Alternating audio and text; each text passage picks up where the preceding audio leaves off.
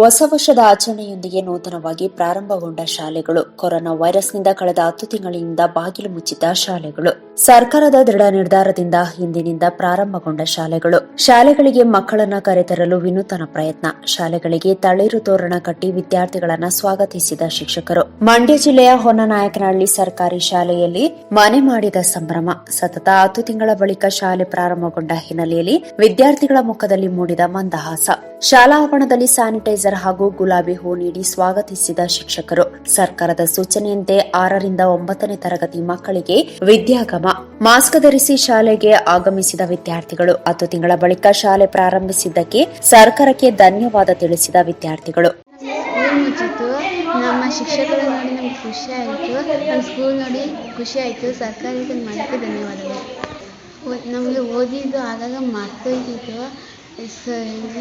School start ಆಗಿದೆ, ಅದಕ್ಕೆ ಸರ್ಕಾರಕ್ಕೆ ಧನ್ಯವಾದಗಳು. ನಮಗೆ ಸ್ಕೂಲ್ ಮುಚ್ಚಿತ್ತು, ಈಗ ತೆಗೆದಿರೋದ್ರಿಂದ ನಮಗೆ ಖುಷಿ ಆಗ್ತಿದೆ. ಸರ್ ನೋಡಿ, ಟೀಚರ್ಸ್ ನೋಡಿ ಖುಷಿ ಆಗ್ತಿದೆ. ನಮ್ಗೆ ಮರ್ತೋಗಿರೋದೆಲ್ಲ ನೆನಪು ತಂದಿದ್ದಕ್ಕೆ ಸರ್ಕಾರಕ್ಕೆ ಧನ್ಯವಾದಗಳು.